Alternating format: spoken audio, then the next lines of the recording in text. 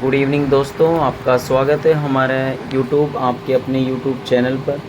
और जैसा कि फ्रेंड्स आपको पता है, आज मॉर्निंग में क्लास नहीं हो पाई थी किसी कारणवश। आज मॉर्निंग के सेशन को आज इवनिंग में लिया जा रहा है। ठीक है फ्रेंड, तो प्लीज़ मेरे जितने भी फ्रेंड्स हैं वो सेशन को ज़रूर देखें। ठीक है, तो करते हैं सेशन को स्टार्ट। सेशन बहुत शानदार होगा, क्वेश्चन बहुत शानदार होंगे। और जैसा कि मैं पर डे आपको बताता हूँ कि सेशन 18 से 20 मिनट भी आप अपने लिए नहीं निकाल सकते हो गया। ठीक है, तो रैपिड सेशन देखने को मिलता है हमारे राजेंद्र नर्सिंग एकेडमी के डिजिटल प्लेटफॉर्म पे। और नर्सिंग ऑफिसर की सीरीज़ चल रही है बाय इंद्रजीत सर के द्वारा, जिसमें आपको बहुत शानदार और बेहतरीन क्वेश्चन देखने को मिलते हैं। चलते हैं सेशन की ओर। सेशन का पहला क्वेश्चन स्क्रीन पे आपके सामने है। ठीक है फ्रेंड्स, फर्स्ट क्वेश्चन, सारे बच्चे क्वेश्चन को देखें। और जैसा कि सेशन का आज हमारी 6ठी क्लास है। ठीक है, okay. Biomedical waste management, yellow bag की बात हो रही है। ठीक है फ्रेंड्स, क्या येलो बैग की बात हो रही है? का उपयोग किसके लिए किया जाता है? तो BMW बायोमेडिकल BMW की हम बात करते हैं, बायोमेडिकल के वेस्ट की बात करते हैं। उसमें आपको बात करना है जो येलो बैग है उसमें सबसे ज़्यादा क्या डाला जाता है? ग्लासवेयर डालते हैं या ह्यूमन एनाटॉमिकल्स, प्लास्टिक सिरिंज या मेटल? तो फ्रेंड ध्यान रखना, जो येलो बैग होता है वो आपका सबसे वेस्ट प्रोडक्टेड वाला होता है, उसमें ह्यूमन एनाटॉमिकल वेस्ट डाले जाते हैं। ठीक है, ब्लड से संधी हुई खून की पट्टियाँ आपकी होती हैं वो भी इसी में डाले जाते हैं। ठीक है फ्रेंड्स, चलते हैं नेक्स्ट क्वेश्चन की ओर। यूज्ड नीडल ऑफ डिस्ट्रॉय करने के बाद किस कलर कंटेनर में डालते हैं? ठीक है, आपने यूज लिया है किसी नीडल को, उसको डिस्ट्रॉय करने के बाद किस कलर कंटेनर में डालते हैं? तो ब्लू या रेड या वाइट ट्रांजिस्टर या येलो? तो प्लीज़ अपना राइट आंसर पुट डाउन करें मेरे जितने भी फ्रेंड्स हैं।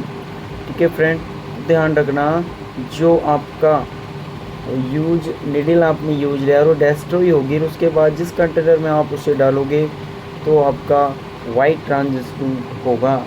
ठीक है फ्रेंड्स, क्या होगा? वाइट। चलते हैं नेक्स्ट क्वेश्चन की ओर। Biomedical BMW rule out latest update Bharat में किस वर्ष लागू हुआ था? जो BMW बायोमेडिकल वेस्ट, ठीक है, यहाँ गाड़ी की बात नहीं हो रही है, यहाँ रूल आउट हो रही है बायोमेडिकल वेस्ट की। ये किस वर्ष भारत में लागू हुआ था? 1998, 2005, 2016 या 2020? ठीक है फ्रेंड, जो बायोमेडिकल वेस्ट था ये भारत में 2016 बोले तो 2016 में ये भारत में आया था। ठीक है फ्रेंड्स, आई होप सेशन अच्छा लग रहा होगा। सेशन के सारे क्वेश्चन ही अच्छे हैं, मानो तो, ना मानो तो फिर सारे क्वेश्चन बेकार है।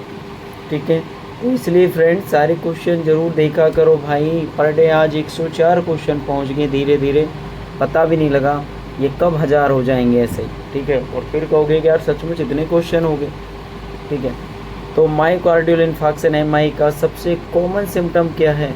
जो MI का बहुत, मैंने काफ़ी बार इस क्वेश्चन को आपको डिनोट किया है, बताया भी था। पेनिट्रेटर होते हैं ये वो सब कुछ इसके बारे में बताया था। ये चेस्ट पेन होता है, इसमें सीवियर चेस्ट पेन होता है जो आपका लेफ्ट जो से जाता हुआ बैक शोल्डर से होता हुआ आर्म तक जाता है। ठीक है फ्रेंड, तो हेडेक इसमें होगा नहीं, पॉलीयूरिया नहीं होगा, बहुत सारे यूरिन नहीं आएगा, ब्लड यूरिन के साथ नहीं होगा। इसमें जो होगा वो क्या होगा? आपका चेस्ट पेन आपको देखने को मिलेगा। चलते हैं नेक्स्ट क्वेश्चन की ओर। MI पेशेंट में सबसे महत्वपूर्ण कार्डियक एंजाइम, कल भी बताया था कि जो MI का मरीज़ होता है उसमें सबसे अच्छा और सबसे मोस्ट इम्पोर्टेंट जो कार्डियक एंजाइम किया जाता है वो कौन सा है? SGOT। तो ये लीवर के लिए किया जाता है, ये तो हटा दीजिए। LDH ये आपके कोलेस्ट्रॉल लेवल से होगा। CKMB या ट्रोपिन, तो बेस्ट जो होगा ये दोनों ही करते हैं करने को, पर जो बेस्ट होगा वो ट्रोपिन होगा। बेस्ट क्या होगा? आपका ट्रोपिनिन होगा। चलते हैं नेक्स्ट क्वेश्चन की ओर। मोनोथेरेपी, जो मोनोथेरेपी होती है आपका, जिसमें M4 क्या होता है, O4 क्या होता है, N4 क्या होता है, A4 क्या होता है? तो M4 आपका morphine, O4 oxygen, N4 nitrogen और A4 एस्प्रिन होता है। तो मैं सिंबल दिया है कि M का साइन क्या होगा? मैग्नीशियम, मैनिटोल या मेटफॉर्मिन या मॉर्फिन? तो जैसा कि मैंने आपको बता दिया था कि मोना का एम जो है वो किससे होगा, मॉर्फिन से होगा। चलते हैं नेक्स्ट क्वेश्चन की ओर। एमआई पेशेंट को सबसे पहले कौन सी पोजीशन देना बेस्ट होगा। ठीक है, मान लीजिए ये कोई पेशेंट है, ठीक है, और इसको चेस्ट पेन हो गया, ठीक है फ्रेंड, चेस्ट पेन हो रहा है और इसको साथ साथ जब चेस्ट पेन होता है तो उसको शॉर्ट ऑफ ब्रीथ भी होगा, ठीक है। तो उस टाइम आप पेशेंट को कौन सी पोजीशन देना मुनासिब समझोगे। क्या पेशेंट को टेंडर वर्क कर दोगे, तो ये तो हाइपोवोलेमिया में करते हैं जब पेशेंट का वॉल्यूम बीपी लेवल कम हो जाता है, तब ये तो कभी खोटा आंसर होगा। लिथेटो में आपको डिलीवरी नहीं करा रहे हो भाई, एमआई का मरीज़ है, कोई डिलीवरी थोड़ी कराना है, तो ये भी नहीं करोगे, सुपाइन तो देखो ही नहीं। तो इसमें हाई पावलर पोजीशन देंगे। जैसे आप हाई पावलर दोगे तो डायफ्राम जैसे नीचे होगा, लंग एक्सपेंशन होंगे और जो हार्ट का जो कार्डियक ओवरलोड है वो आपका क्या होगा, डिक्रीज होगा और पेशेंट को रिलैक्स फील होगा। तो राइट आंसर क्या होगा, ऑप्शन सी होगा। चलते हैं नेक्स्ट क्वेश्चन की ओर। आई होप सेशन अच्छा लग रहा होगा, सेशन की एंजॉय करते रहें। विटामिन सी डेफिशिएंसी कौन सा रोग होता है, विटामिन सी डेफिशिएंसी से कौन सा रोग होता है, विटामिन सी की कमी हो गई है, ठीक है। तो रिकेट्स डी होगा, इसको हटा दीजिए। वेरीवरी V1 हटा दीजिए।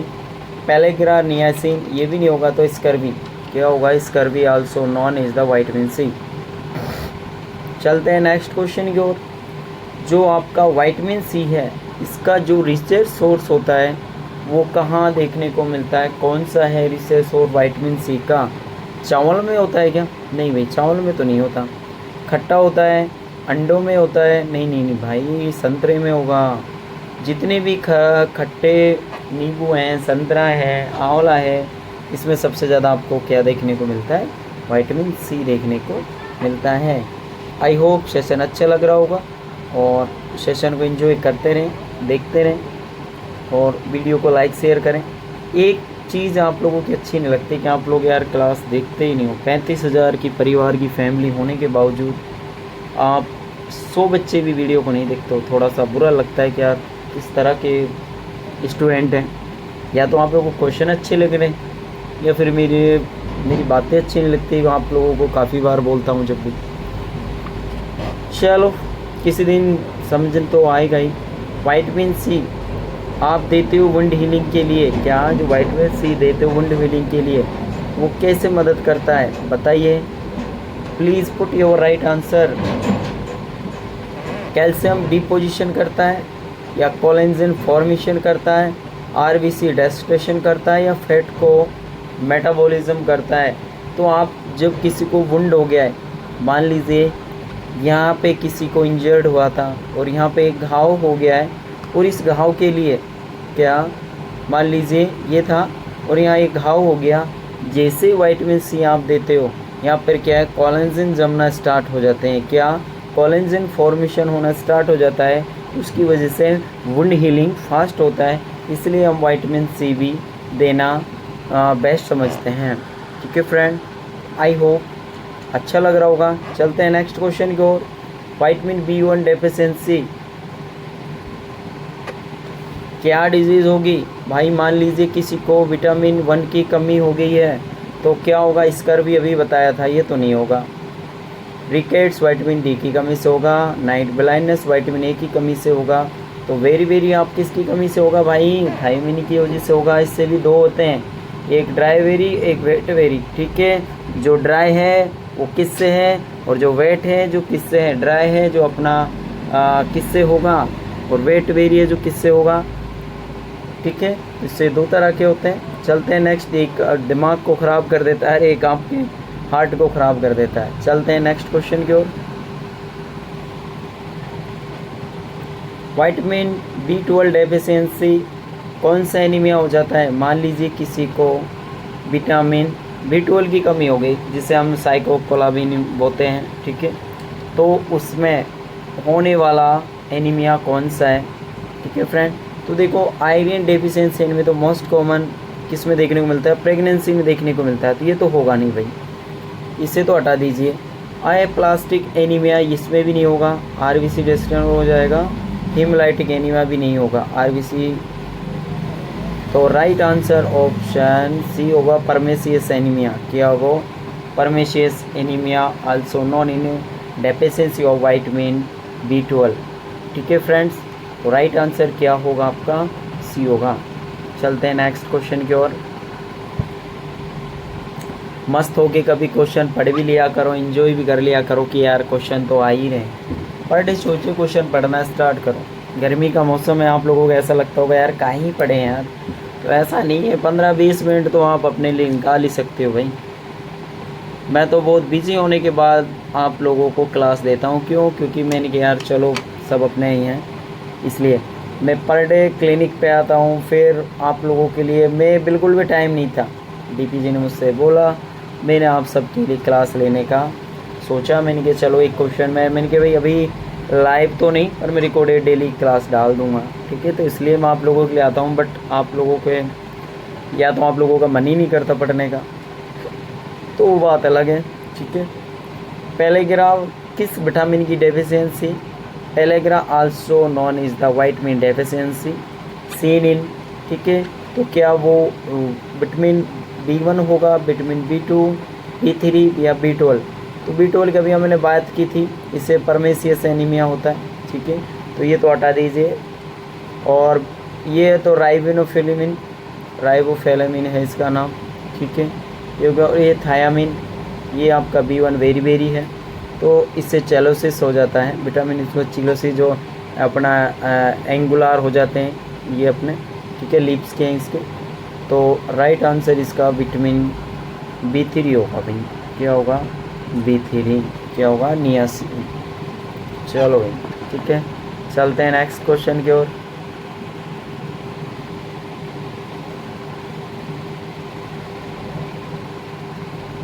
ब्लड ट्रांसफ्यूजन का रिएक्शन सबसे पहले साइन हो सकता है। मान लीजिए ये कोई माता जी हैं, ओल्ड माता जी हैं। ठीक है, हाँ माता जी हैं। ठीक है, और इसको आपने BT चढ़ा दिया है। क्या? मान लीजिए ये आपने ये बैग था और इसको यहाँ पे हैंगर से टक, तो ब्लड को आपने इस पर चढ़ रहा है, ब्लड माँ जी को जा रहा है। ठीक है फ्रेंड्स, तो आप ये बताइए कि सबसे पहले मरीज़ को क्या साइन देखोगे कि मरीज़ ये आपसे कहे कि यार मुझे ऐसा कुछ लग रहा है? क्या उसकी धड़कन जो पल्स है उसकी डाउन हो जाए, या वो कह दे मेरे को तो चढ़ते ही कब्जी हो गई, या उसका वेट गेन हो जाए? तो भाई ध्यान रखना, जब भी मरीज़ को ब्लड चढ़ रहा हो और मरीज़ ये कहना स्टार्ट कर दे कि भाई मुझे सर्दी लग रही है, मुझे ठंड लग रही है, मुझे बुखार सा लग रहा है, तो ये first sign of the blood transfusion reaction. तो राइट आंसर ऑप्शन एक लॉक कर दीजिए, fever and chills also known is C. ठीक है, तो माता रानी को बचा लेना भाई, ऐसा मत करना कि ध्यान ही ना दो। ठीक है,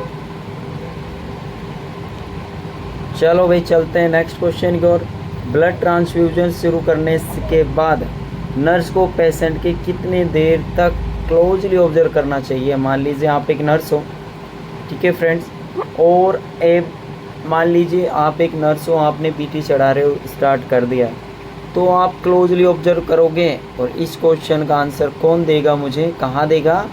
तो इसका आंसर आप मुझे कमेंट बॉक्स में देंगे, देखते हैं कौन देते हैं। कल की क्लास का पुष्पा नहीं एक स्टूडेंट था जिसने उसका राइट आंसर दिया था मल्टीपल पैरिटी। ठीक है, तो राइट आंसर इसका कमेंट बॉक्स में डालें। देखो मैं आपको बता देता हूँ, 1 आवर और लास्ट 15 मिनट ये तो होगा नहीं।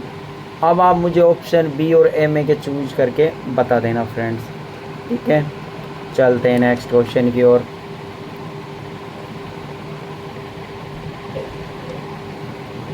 ब्लड ट्रांसफ्यूजन के लिए सबसे सूटेबल IV फ्लूइड कौन सा है? मान लीजिए किसी भी फ्रेंड मरीज़ को आपने BT करा, ठीक है, और BT करने के बाद पेशेंट को रिएक्शन होगी। अब रिएक्शन हो गया, आपने सब कुछ करना है जो कर दिया, ब्लड बैंक को भेज दिया, चेकिंग कर लिया, लेकिन तुरंत जैसे ही आपने BT स्टॉप किया, तुरंत आप कौन सा फ्लूइड बेस्ट मानोगे कि ये फ्लूइड दूँ, या ये फ्लूइड कौन सा भी आप DNS देना पसंद करोगे, RLNS डेक्सटोल? तो मेरे भाई जब भी मरीज को ऐसा हो तो आप उसको फास्टली NS पुश करें। ठीक है, IV स्टार्ट कर दें, क्या कर दें, IV starting NS normal saline को आप स्टार्ट कर दीजिए पेशेंट को। ठीक है, जब भी आपको ऐसा लगता है। चलो नेक्स्ट क्वेश्चन की ओर। आई होप सेशन भी अच्छा लग रहा होगा, क्वेश्चन भी अच्छे लग रहे हैं, क्योंकि रियली मुझे भी क्वेश्चन अच्छे लग रहे हैं, तो आप लोगों को भी लगने चाहिए। ब्लड ट्रांसफ्यूजन रिएक्शन होने पर सबसे पहला नर्सिंग एक्शन क्या होगा? ठीक है, मान लीजिए किसी को आपने बीटी किया, बीटी हो गया और आप एक नर्स हो, आपको पता लगे कि भाई इस मरीज को रिएक्शन हो गया है, तो आप क्या कर दोगे भाई? ऐसा करोगे कि तुरंत के तुरंत कैनुला जो लग रही है खींच के फेंक दो भाई, हटा दो कि भाई इसको मैं जल्दी से हटा दूँ, रिएक्शन रुक जाएगा।